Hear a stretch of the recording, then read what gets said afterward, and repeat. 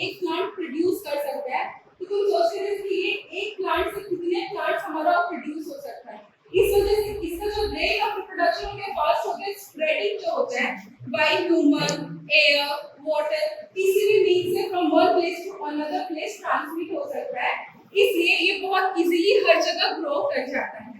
Next है इसको हम डिफरेंट नेम से जाना जाता है, अल्टामिसा, कैरेक्टस, विंडोविट, स्टारविट, तो ये सब नाम से हम जानते हैं। देखो जैसे इस प्लांट में देख सकते हो, इसका जो लीव्स है, इसका लीव्स का जो शेप है वो कंप्लीट कैरेट ग्रास के जैसा रिप्रेजेंट करता है। कैरेट का लीव्स होता है ना, उसके लीव्स से रिप्रेजेंट करते हैं, इसलिए इस लीव्स का नाम क्या पड़ा है, कैरेट ग्रास। और दूसरा क्या है, यहाँ पे व्हाइट कलर का फ्लावर्स लगा हुआ है, तो ये जो है इसका जो टॉप टिप होगी, जब भी टॉप में देखिए टॉप में इसका जो बीच में देखोगे इसका फ्लावर रहता है, वो कंप्लीटली व्हाइट रहेगा, पूरा व्हाइट दिखेगा, इसलिए इसका नाम क्या पड़ा है, व्हाइट टॉप। तो ये दो नाम को यहाँ पे जस्टिफाई किया गया है। नेक्स्ट हम बोलेंगे इसका इंट्रोडक्शन का।